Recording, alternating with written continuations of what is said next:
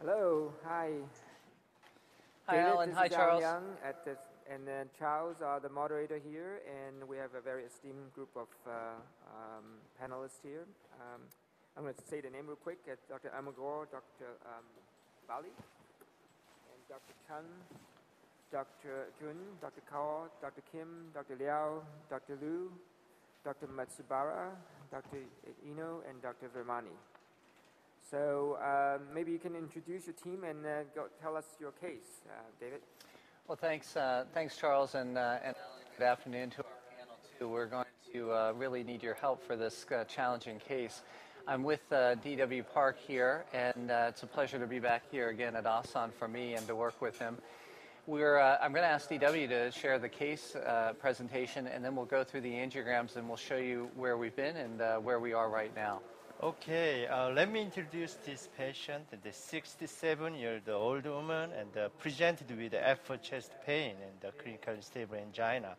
And the treadmill test show ST depression and stage 3, so we checked the coronary angio, and this patient shows the triple vascular disease. The right coronary region is already treated 1 month ago, and we're going to treat this region. And patient has diabetic and hypertension and hyperlipidemia. Ejection fraction was 64 without world motion abnormality, and syntax score was 42, is a high syntax score. Okay, could you introduce angiogram? Yeah, so let's go through the angiogram with you all. And Alan, Charles, let us know if you have the films available. Okay. Yes, now great. I can see it. Yep. So as you can appreciate, there's a tight distal left main stenosis. And in this angiographic view, you can also appreciate that there is circumflex disease after this large first obtuse marginal. And then there's significant disease after the first diagonal branch as well. And the other remarkable finding about this, really there are two others. And one is that there's extensive heterogeneous and heavy calcification, particularly in the proximal LAD, but also extending from the ostium of the circumflex eccentrically back into the left main. And in this view, the circumflex origin does not appear to be angiographically compromised. We'll go to the next view. Next. In the LAO-caudal view, the story is a little bit different, however. You appreciate the takeoff of the first diagonal and thereafter the significant and heavily calcified disease of the LAD. But in addition to the distal left main disease and some compromise at the origin of the LAD itself, in this view, the circumflex looks a little bit more involved angiographically. And I think this is going to be the role in part of our discussion for how I think imaging can help us differentiate how significant that disease is. We'll go to the next view here. Here's the AP cranial view, again highlighting the mid/proximal LAD disease, fairly extensive, and that's consonant with the syntax score of 43. It also highlights the distal left main disease as well. So why don't we stop here and we'll just open this up for a discussion about treatment strategies and approaches. So, David, the right coronary was pretty tight and was stented, I presume, with one stent, or was it a quite extensive disease that would you consider this person for surgery? Yes, proximal RCA region was just tubular region. Is just put the one stent. It's a 20 millimeter regular stent. So that was the easy part, Alan. Yeah, David, this is Charles. I mean, the syntax score is very high. I mean, was a discussion that, surgery might be better in this case. Let me ask DW, do you know about discussions regarding surgery? Yeah, right. We already discussed syntax score is very high, 42, and very calcified, and distal left main and diffuse region. We discussed the heart team, and I think the cardiac surgeon is okay. The equivalent is bypass surgery and stenting in the by technique. Okay. Perhaps we can ask the panel here, and how many of you will opt for surgery rather than PCI? I certainly would opt for surgery. I would not do PCI. Yes, it's very good candidate for bypass surgery instead of intervention. Yeah, so very calcified. That's the issue. Sometimes makes it difficult to get good angiographic results in diabetic patients. And the distal target vessel is quite good. Good.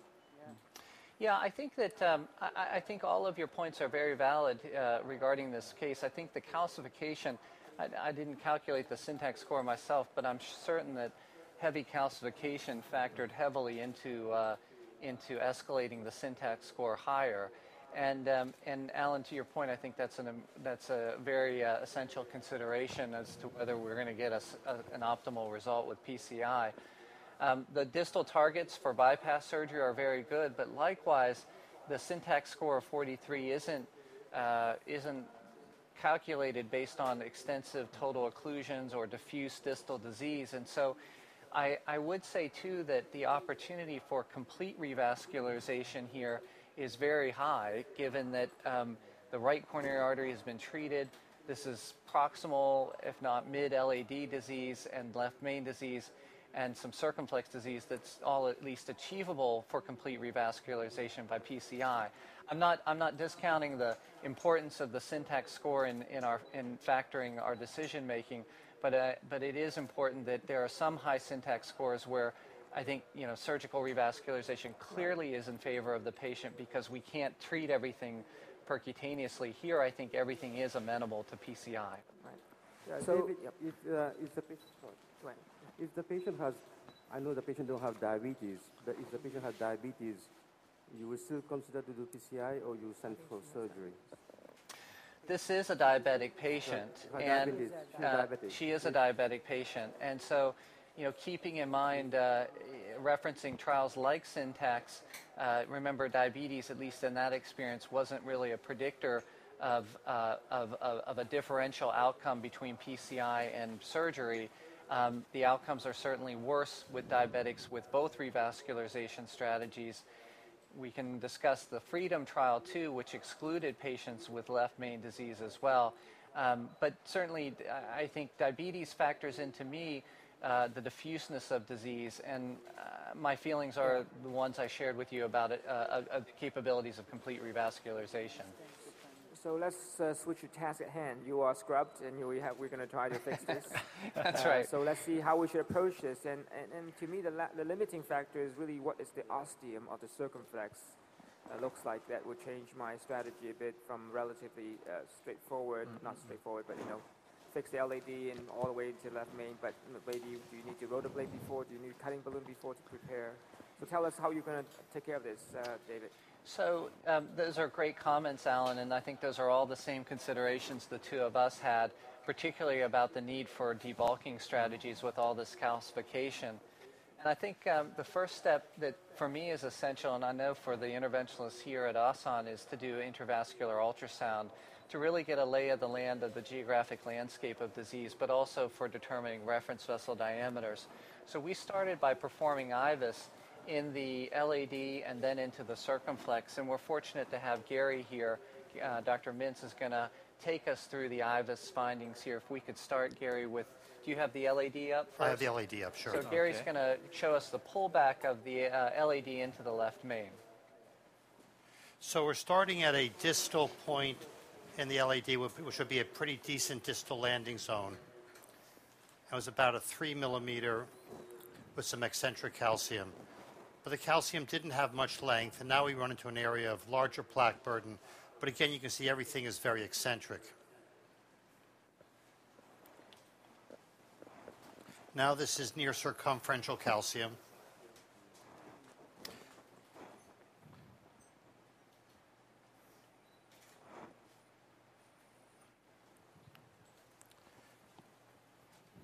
And then it opens up. And I think just for sake of time, I'll grab this and move it. And we get more proximal. And then we reach an area of a huge plaque burden, again with circumferential calcium. And as we get more proximal, this is the area in the proximal LAD where it gets really big. And you have basically 5 millimeters to do whatever you want. And then we get to, so here's the circumflex, but we will get to the distal left main, which again is a lot of calcium, and then we get to about a 4 millimeter osteal left main. Now I'm just going to quickly show you, there's an oblique view of the circumflex, and the only reason I want to show that is that it's really kind of hard to assess the circumflex obliquely.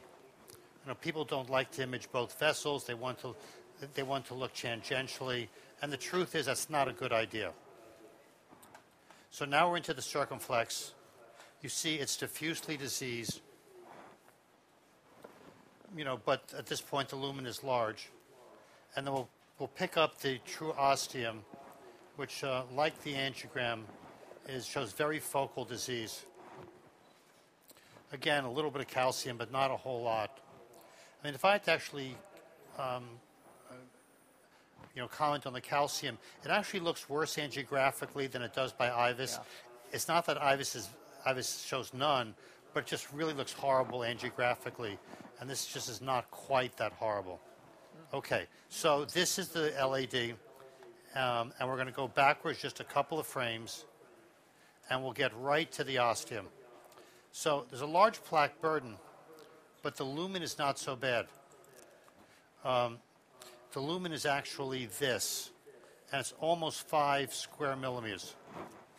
So large plaque burden, reasonably preserved ostium of the circumflex, not quite as bad as it looks angiographically. Thanks, Gary. So I think that highlights for us at least two important findings. One is that the LAD has a few areas of ring-like concentric calcification, but otherwise it's fairly eccentric and heterogeneous. And secondly, despite the angiographic appearance in the LAO-caudal view of the ostium of the circumflex, the lumen, as Gary mentioned, the luminal dimensions are preserved. I guess a third issue, too, is the flyby assessment of the ostium of the circumflex from LAD to left main really is insufficient to get a true estimate of the left main disease. So maybe panelists, how would you treat this? Who wants to take a, Dr. Kaul? I think in view of the lot of calcium and concentric calcium at portions in the proximal LAD, mid-LAD, and also there is a severe stenosis with calcium at the bifurcations, just distal end of the left main. Debulking, I think, is very thought about strategy in this situation. Otherwise, expansion of the stent and breaking this calcium is going to be a problem. So I think I would like to go with the rotablator, maybe start with the 1.5 burr and come back, and since the left main is quite big, maybe upsize the burr in that region to 1.75, and then do a balloon angioplasty and make the vessel look better, and then put in a stent. Maybe since the discrepancy in the sizes is quite big, so I'd like to put in a smaller diameter stent in the LAD and a larger stent in the left main, and optimize the result, and then again look at the circumflex, because the stent will be crossing the ostium of the circumflex, whether it has changed. Maybe do an IVUS again if it's easy to cross, and then take a decision about that. So I don't think we would discount the logic behind using rotational atherectomy here.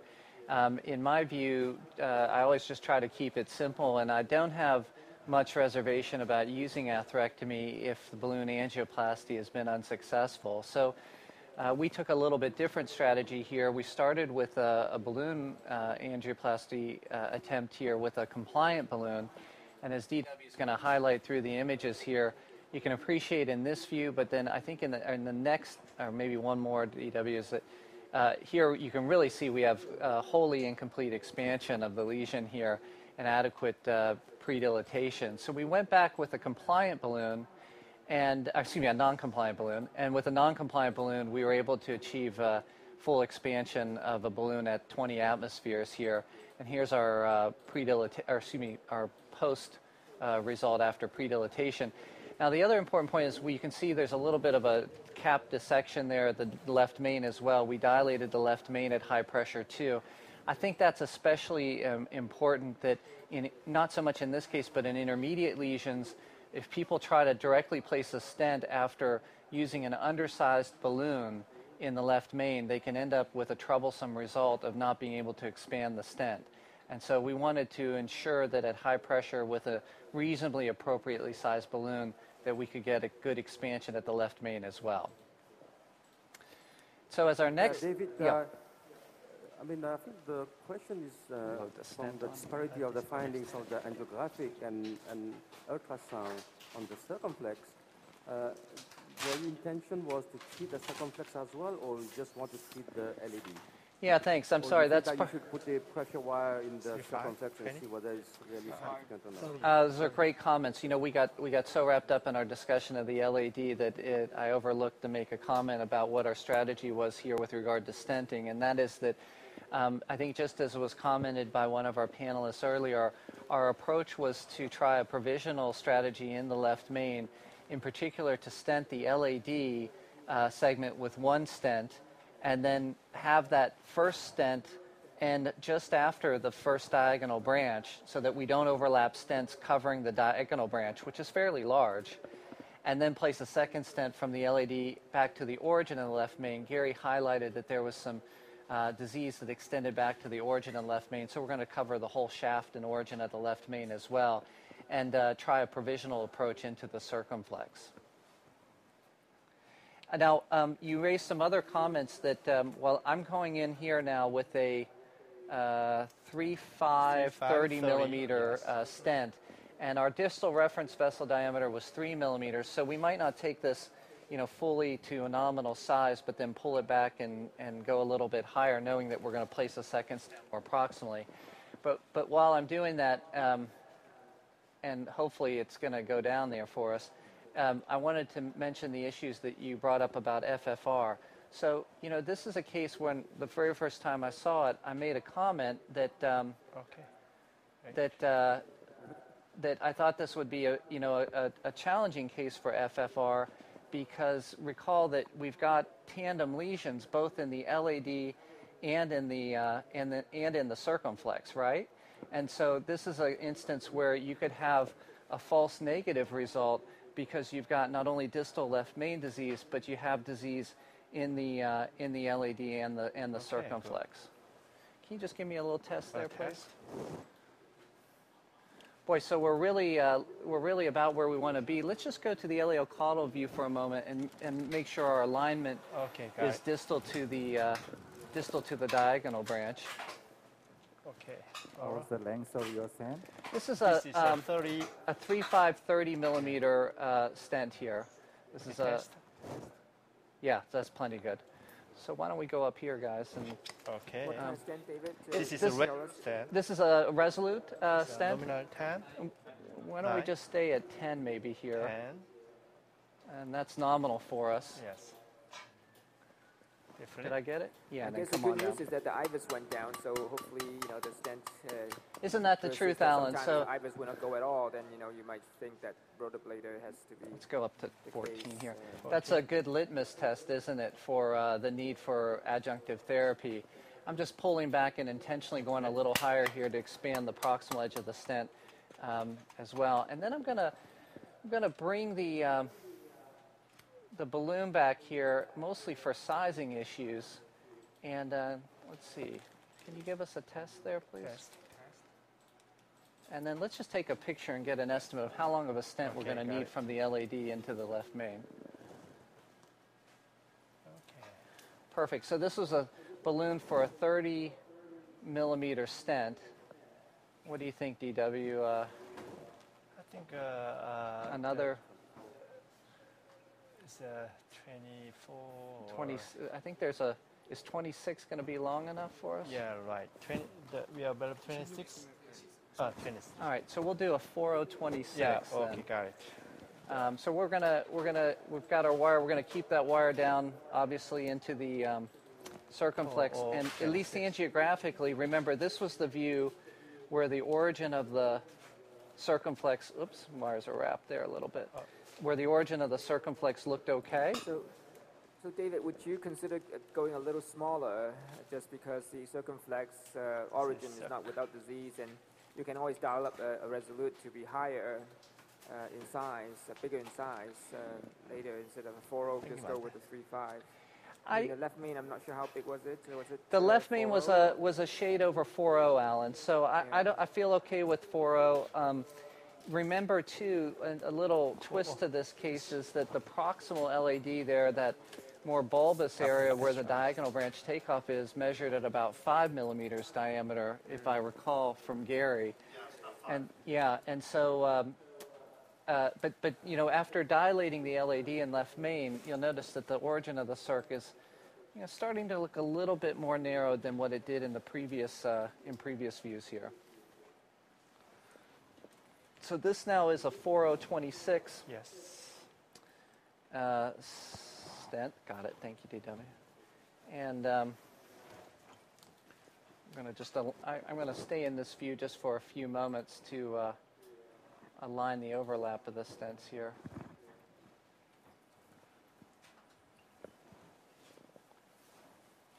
The patient had very big diagonal branch. Is there any risk of compromise at the overlap stent?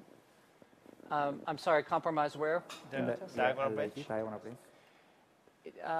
This is not the, I'm sorry, one more test, please. This is not the best view for us to assess that. I need to go in a little further, don't I, with the stent? We'll check that out probably in the LAO-caudal view. The diagonal branch takeoff is so high that the AP cranial view didn't really highlight it. Maybe a little further, huh? A little further. And then maybe an RAO cranial view will. Okay. All right, and then DW's taken us to an RAO cranial view. Let's just let's give it one more test here. Oh, that's not bad. Overlap. Let's take a picture here. Okay, got it. Okay, so a couple important things to look at here. One is, are we overlapped distally? And the answer is yes, I think amidst all the calcium. There's no edge dissection on that first stent as well. The diagonal branch, I still can't make a comment about that. And then the question is, do we have the ostium fully covered here? And you see there's a little bit of disease at the origin here. We're pretty close, but I almost feel like, DW, we could come back just a marker or two. Yeah, do you agree? I think we should come back a little bit. Yeah, right. Might as well just take the origin. I think DW, with his talents, he knew this would be the perfect view to assess that. But will you test that, please, for? I need to come back further, don't I? I always use the shallow LAO view, like 15, 17 of LAO, to line up the stent at the origin. That seems like I still need to come back, doesn't it? I'm pulling more on the guide than. There we go. That may be too much. Is that too much? Probably too much. No, maybe not too bad. Well, yeah, let's. I pushed it in forward here, Alan. Let's take another picture here. Okay. Now, how about LA quarter? Let's go to like 15 or 17 of LAO. LAO cranial. No cranial, just shallow LAO. Okay. The just like LAO, no caudal or cranial. Okay. Just like LAO. Yeah, just like 15, 17 Okay, LAO. got it.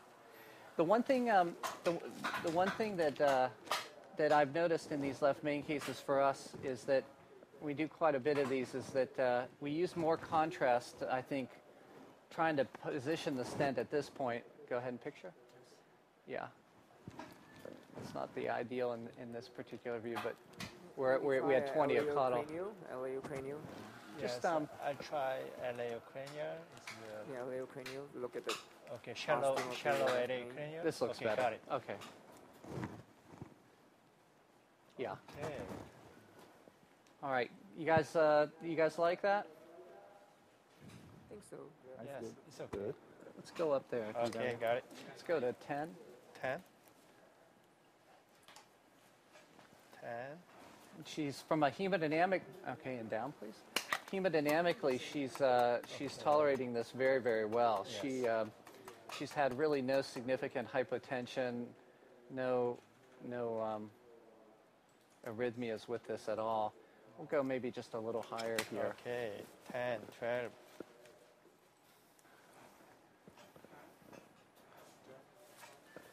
And down. Perfect. Thank you. And then I'm going to be cautious about my engagement with the guide catheter here back into the stent, realizing that we came right back to the origin. But the guide sits in nicely there, as you can see. And my approach to this, we're going to take a couple pictures here, but my approach generally is to do my work with post-dilatation and then do IVUS. But I'm happy if the group wants to do IVUS as a next step or not. What do you prefer, DW? After checking the coronary angiogram, yes. Okay. Sign. Okay, ready? We'll do an angiogram here. Okay. Shoot.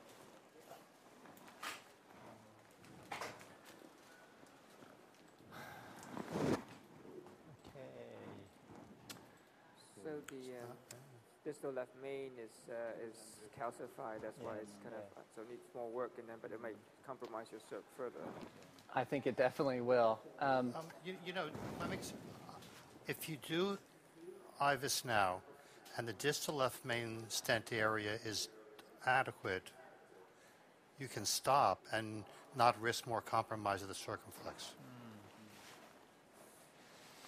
How about LA caudal view? You mean the spider view? Okay, got it. I will check the spider view.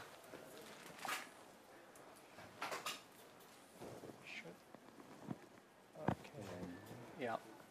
So we've got a couple issues here. One is I think we need still some more work on the left main and LAD. But why don't we do this? Why don't we put the IVUS catheter on out of interest here and onto the LAD? Okay, let's interrogate the LAD. Let's look at what we have done. And you get a little bit of view of the diagonal branch for those who had asked earlier about it. Although there is some overlap, you see the double density, but I think it's fine. I think it's fine. And I think the other issue then for us is going to be to start thinking about is how we're going to manage this ostium of the circumflex. Right. At some point here, I'm going to pull this wire back. I think there's two options. One is you can go back with a second wire and go back into the circumflex. The other is just to pull this wire back out and then re-enter. If I'm concerned about underexpansion at the origin of the left main, and we're going to see this by IVUS, I'll do a pot technique before I try to recross, just so I don't get a strut, the wire caught under a strut, a stent strut there. But I don't think this is the case. Got it. So, all right, DW's helped me with the IVUS. Do you all have the IVUS up? Okay. Yes. Okay, Gary, if you can take us through. Sure. We're pulling back from the LAD.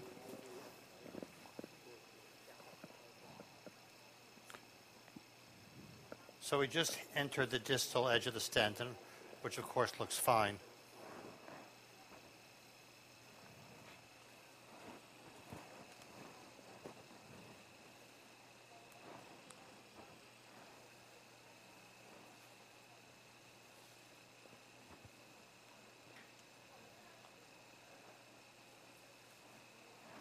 You see that the stent is eccentric in shape because of the calcification. And this is the area of circumferential calcium.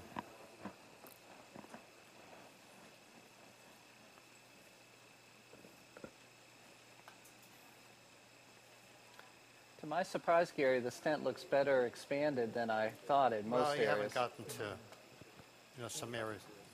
To the good parts, yeah. But you'll recall that when we pre-dilated, these were also the areas that didn't expand well, that required a non-compliant balloon. This is the area, obviously, of stent overlap. There's some prolapse of calcium through the stent.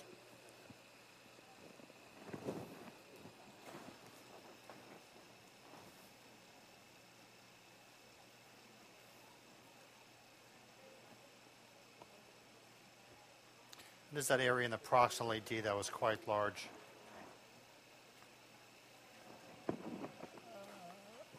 But even here, the stent is opposed. This actually looks better than I expected.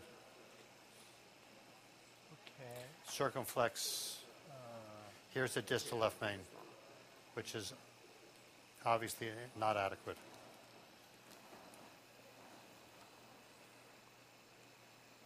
Okay, maybe David, tell us what you plan to do, and we're going to go to the next room and come back to see how things are going after. Sure. So I'd what's like. the plan? I'm gonna pull the wire out, reinsert it into the circumflex, and then I'd like to go back with a 3-5 non-compliant balloon into the LAD and just better expand a few different spots. And we'll take a look at this IVUS with Gary again about post-dilating the distal left main.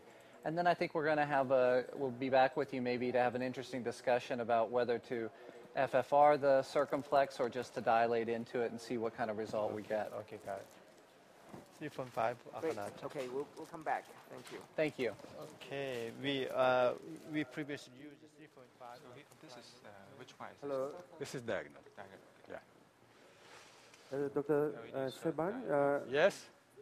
see Dr. Chan, and I have Dr. Alan Yeung as my co-moderator, and we have a panel of doctors, Dr. Almagor, Dr. Bali, Dr. Chun, Dr. Jeong, Dr. Kaul, Dr. Kim, Dr. Liao, Dr. Liu, Dr. Matsubara, Dr. Ueno, and Dr. Virmani, all in the panel. Oh, great panel. Yes. Can you Good afternoon to tell us everybody. about the case? Yeah, sure. With me, I have Dr. Chen from Hong Kong. He will go through the case. Okay.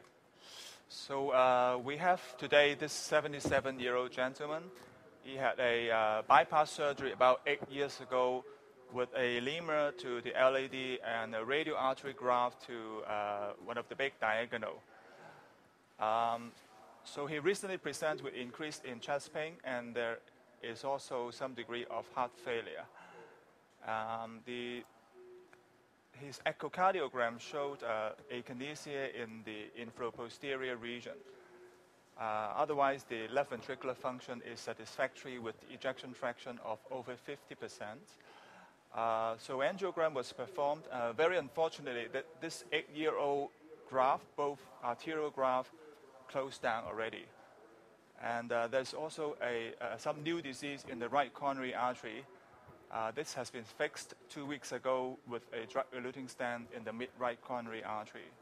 So today, our task is to look after the left system here. Okay. Can we show what we have done already? Yeah. This is, you see the angio? Yes. Yeah. You see the left coronary artery angiogram. Yeah. Okay. So you can see from this view, there's a tight lesion in distal left main, and involvement with long segment of circ. Can you show the spider one? The spider view? Okay, you see here, long segment on proximal circ is involved with tight lesion. Tight lesion also on early obtuse marginal. And I'll show you epicranial also. Go to epicranial. And there is also a long lesion at mid-segment of LAD, as well as diagonal, as diffuse disease, proximal, mid, and distal part.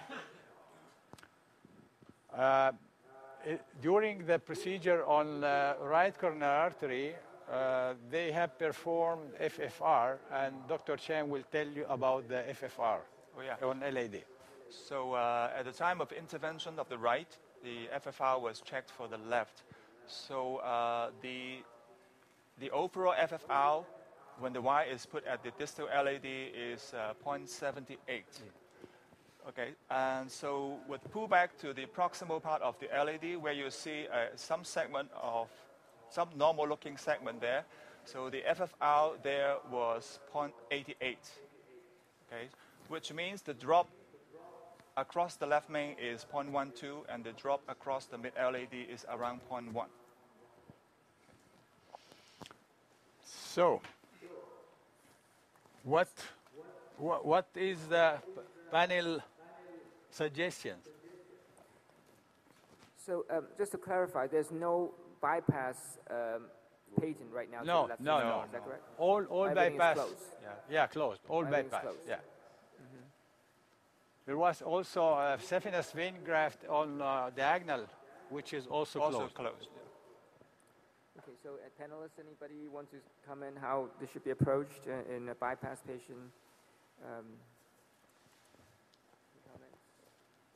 I think from the ostial LED and proximal LED, which look pretty healthy. Basically, I would consider just basically stent from circumflex to the left main, and then basically do the proximal to mid LED. I mean, this is, you can either do it first or not. But I think the main question is the bifurcation lesion in the left main. I think that you don't need to actually stent the LED. Probably we can get away with just one stent from circumflex to distal left main. Any other sort of I like treat of this marginal branch and then sure. ostium and left main. Sure. Yeah. Okay. So maybe some IVUS will be helpful to take a look at the various morphology of the different vessels around the left main. That would be very helpful. Of course, yeah. Actually, we have done the IVUS. We can show you also the IVUS. Can you show the IVUS, please? So we're going to start in the mid LED about 60 millimeters distal to its ostium, where you see the LED is pretty much normal. Then we run into a segment of diffuse disease with a fairly large plaque burden. I mean, the smallest lumen area is probably around here, but it's got real length to it. And now you can see we're proximal to the major diagonal branch, which you see coming in here at 2 o'clock. Again, a large plaque burden, but the proximal LED lumen is actually pretty okay. And you can see the circumflex coming in here. So the ostium of the LED, as you all discussed, is actually pretty okay. Again, this is diffusely disease with atherosclerosis extending from the left main into the LED, but the lumen area is 6 square millimeters. And then we get to the distal left main, which is here. Huge vessel, large plaque burden, small lumen area, no surprise. And the disease extends all the way to the ostium, because this is all left main with eccentric plaque. So, again, a lot of diffuse mid-LED disease. The proximal LED kind of looks the way it is angiographically with a lot of atherosclerosis, but a preserved lumen. And the left main is not very long, but is diffusely diseased. So, I think even if LED should be treated, I think it's too much to do all these things today. We have actually more than 3 bifurcation in the same system, left system. And I think it's not the case to do all things today. I would limit the treatment today to left main and circ, as well as Ramos. And then we can evaluate LED by FFR again, and if it should be treated, then could be treated in a second stage.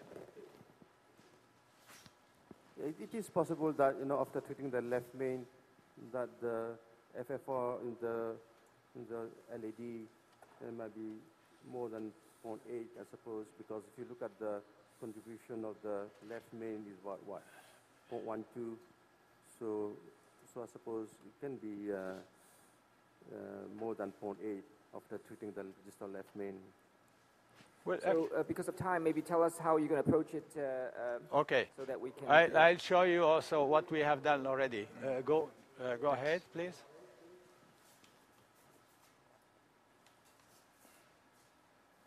This is IVUS. Go ahead. We wired all branches. That means the left main to LED and circ and OM branch. You can see here. First of all, I fixed the lesion on OM with a stent 2.512. Then pre-dilatation of the proximal circ. You see here we have a very difficult anatomy. It was really challenging to cross the lesion, to cross to circ, because it's very angled and you have very early bifurcation on circ. So I think this is one of the cases of distal left main that should be treated with 2 stents as intention to treat, because otherwise it will be really very difficult to access circ after stenting left main. So I proceed like this. I go ahead. I stented the circ. As you can see, what we can call modified T-stenting or very mini crush technique. You see the balloon in left main to LAD, and the stent only the marker of the stent delivery system, the proximal one, is protruding in left main. Then delivery of the stent. Go ahead. At high pressure. Go ahead. Coming back a bit with the balloon and doing kissing balloon inflation on distal left main and the proximal part of the stent on circ. Okay. And this is where we are now. So now we'll proceed to stent left main to LAD with another stent. And then I think we should end that with IVUS to check the result and to optimize the result. And then after that, the FFR on LAD. This is what is our plan. So what kind of a stent are you using now? Science. Yeah. Do you think a second ostium complete covered? The second ostium of OM? Yeah. No. I haven't covered that. No. I just treated I fixed the lesion only. And you see it's patent. It's no staining, no dissection. I leave it like this.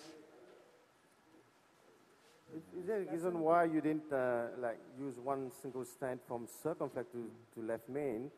Now, I mean, basically you are doing a modified internal crush, but I thought it'd be simpler just to have a crossover stent.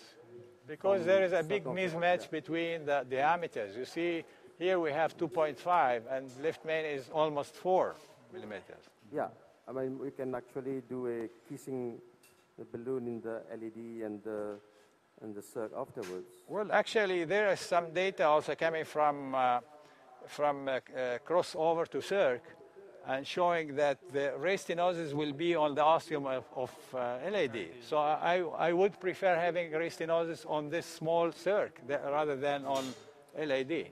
So I think it's better to go for without crossover to LAD, not to circ. I mean, always it's difficult that if you're uncomfortable, I mean, Charles, in terms of just putting a stent from left main to circumflex, and I have to open up the LAD, and the LED is at the main vessel still, so I think you are going end up having a 2-stent technique. You know, you're stuck with that, I think. Actually, you will go with a balloon inside the LAD after that to open the stent to LAD.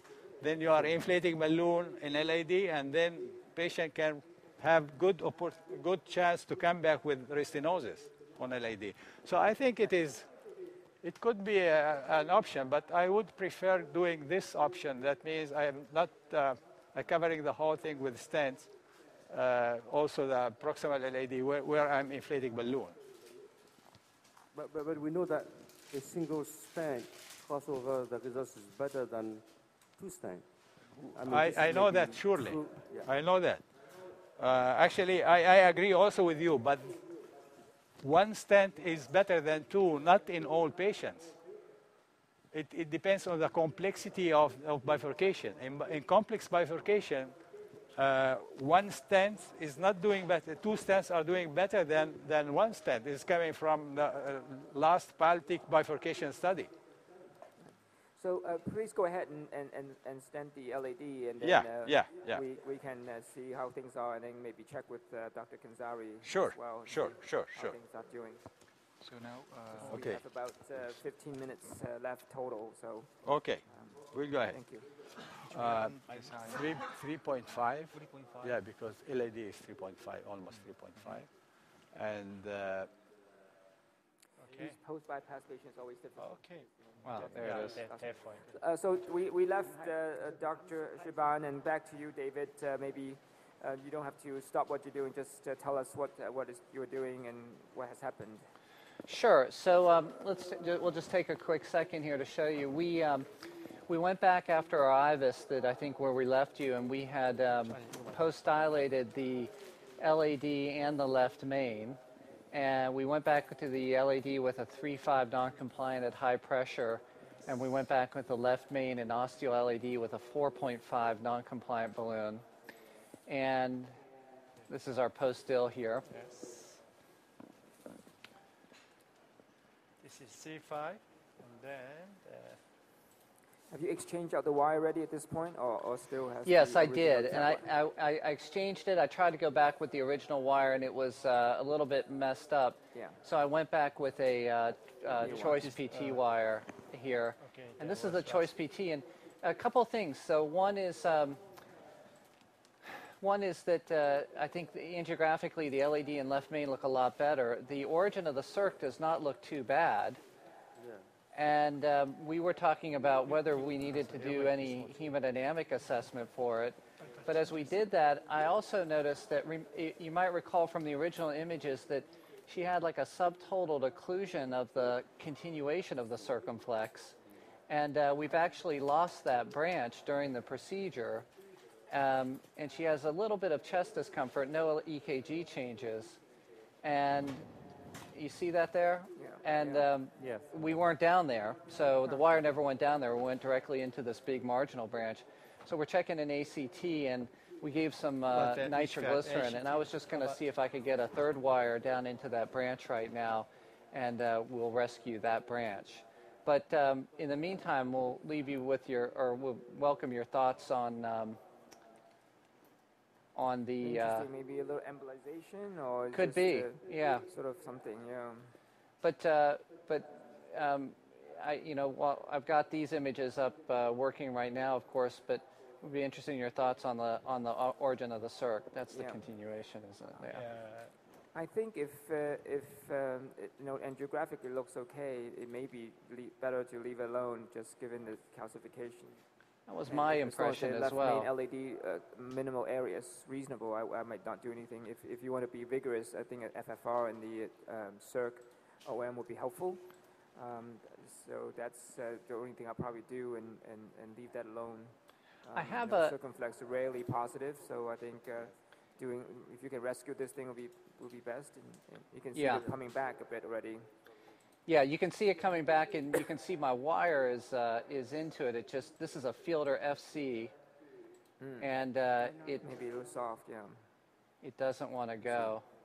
I'm just going to keep playing with it. Trying to get that small branch may be a mistake. It's worth leaving it alone in a way before you get into trouble. Well, I think, Renu, I can't get into much more trouble than having lost it. I mean, those are famous last words, of course, but I'm gonna try to rescue it so here. Renu is one of our bad when we lose something, we have to find it back. Yeah. Otherwise we kind of cannot leave the place. Okay. There's our kind of compulsive nature.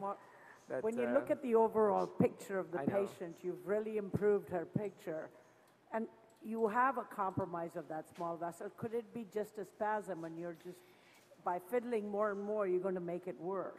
Well, I thought the same thing, and so to that end, we gave a lot of vasodilator therapy here before going after this, and with her having some ongoing symptoms, I wanted to see if I could get a wire down here. And we may just not have enough force in it here. Maybe get a 1.25 balloon just to have a balloon support. I think the wire is too. Yeah, that, or I'll tell you, a Miracle 3 for situations like this is quite handy as well. So we may just switch out. We may switch out wires to a Miracle 3. I'm just going to try this one more. You can see I can engage it. It's an unusual takeoff, and therefore I had to come back with a third wire. But I'm able to engage it. I just can't penetrate it with this one. Tight. Let's take a little picture here just to confirm we are in the right spot. Yeah, you see it ghosting in there. Yeah. It's kind of an unusual takeoff. It's not. But I'll tell you, kind of a just twisted look as takeoff, another yeah. observation, though, the circ origin is looking better and better to me right now. Right. That I'm not inclined to do much more to it either. 5 more minutes here. Then we'll go back. So I tell you what, let's see. Do we have a? Can we get a Miracle 3 wire? Miracle 3. Okay. We'll try that. Do we still have ST changes? no no ST changes, just no some chest symptom. discomfort? So I completely agree with Renu. I mean, this is a very old, long-standing disease, already collateralized. Some chest pain will not do harm the patient. I will leave it because then you go to Miracle 3, then you go to Miracle 6, then you perforate. I mean, why? I mean, the patient has to go to bypass at the beginning, right, Renu? Yes, Yeah. So I totally agree. We didn't Leave send her him to alone. bypass. You've No, got but very good result for a patient. I would have thought you wouldn't have been where you are. You've achieved a lot. Yeah. Don't fiddle with her. Just leave her alone now. Yeah, we can vote and give you our vote if you want. You can. It's only vote of 1. That's all it is. Yeah, you know, So you gotta. Who's in favor of opening the OM? How's the left main look? Have you ultrasounded already, David? We When you're haven't. trying to- We haven't. And it looks okay. No, we haven't. We haven't IVISed Oh, it you yet. haven't? Okay. Yeah. So if that looks okay, I think that's pretty Okay, much- good. this is now a little bit of a icing on top. So let David try with it. It's a 3 gram. That's coming It's back there, flow too. Much better. If it's coming back, I'm gonna leave it. Okay. But I'll tell you guys, I appreciate everybody's comments, but you got to do these cases the way you would treat somebody at home, and that's what I would do. That doesn't want to go. I'm not going to push it though. I think if it's back, then I might just leave it because Yeah. Oh, yeah, it's then you have to balloon it and it's going to be calcified. You're going to have to stent it.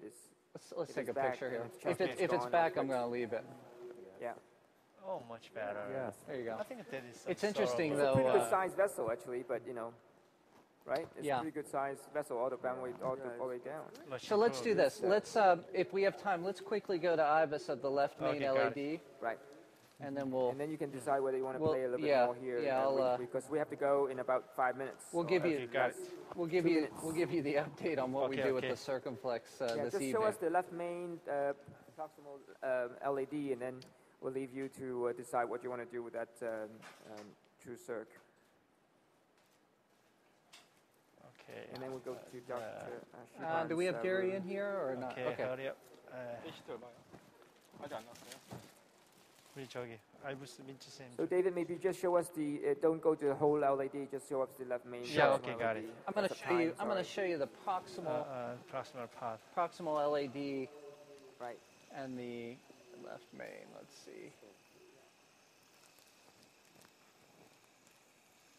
And I think for completeness here, we're going to IVIS the circumflex before we're done as well. Okay. Okay, got it. All right.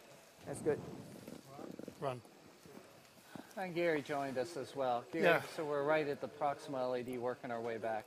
Right. So we're not showing you that more distal part of the LED stent where the stent area was about 3.5 and David post-dilated. And this is the distal left main, and the truth is it's not great. It's just, we can stop and do a quick Let's go back. cross-sectional measurement. Let's go back and look at that, Gary. Where's our ACT go? Yeah, the 500. Okay. 500 track.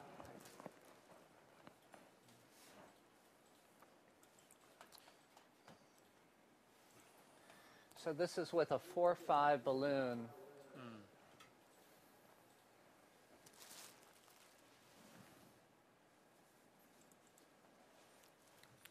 It's truly borderline. It's not great. So Gary, SJ's data would say 5, 6, 7, 8, right? So 7 would be the polygon of confluence here. Right, which is where this is. Yeah, so we're just above that threshold. Question is, do we go back with a 5-0 balloon? And well, how high pressure do you go to, David? we went to about 14 atmospheres with a 4-5 non-compliant balloon. Yeah, right. I might go up higher pressure and then maybe do a little kissing with the circ if you want to, or protect at low pressure or something. I mean, something so that you don't want to. You can go high pressure without sacrificing the ostium of the circ by putting a balloon there and put up a little bit of atmosphere. I mean, one of the problems is that you've got a MLD or millcent diameter of about 2.5 or less. Yeah. And if your balloon was fully expanded, what you're having is recoil. It's one of the few cases of acute recoil. Which is the case here because we had full expansion of the balloon. Yeah. It's not that you never expanded it; it's that you did expand it. So we've had a couple. David, tell us what you're going to do, and then we're going to go to the next room to wrap up, and then we have to go because Paris is waiting in a bit, so we don't want to. Yeah, we'll go back. We'll go back with the 4-5 balloon and maybe go high pressure again. But to Gary's point, I'm not sure that we're going to resolve this issue. There have been a couple left main cases that I've had to put in a second stent to buttress or fortify the first stent. We're not going to do that here in the distal left main bifurcation, but we might go back and try to post-dilate and see if it makes a difference. Great. Thank you, guys. guys. Very much. Very challenging case. Excellent. Good discussion. Okay, Thanks, everybody. Kissing. Dr. Chih-Kuan, we have about 5 minutes just to give us another update what's going on, and we have to go because Paris is waiting in a few minutes. Okay. Do you put an LED stent in? Yes. I am. So go back. Go back. Okay. We are with you. Yes. Okay. So show the last. Yeah. This is where I put 3.5, 15 from LAD to ostial left main. Now you see that there are some pinch on the origin of OM. I wired all 3 branches now, rewired the MO and the circ again. And now we are going for final kissing balloon. I will see. Take a picture, please. Okay. Yeah. Ready? Okay. Yeah. We'll take. Are you doing a triple kiss or are you going to do a double kiss serially? No, I'll do with very small balloon the ostium of marginal. And with the 2.5 and 3.5, the final kissing in left main and circ. Okay. I think, I might not chase after the Ramus too much. Sorry? I said I might not chase after the Ramus too much. Just make sure that.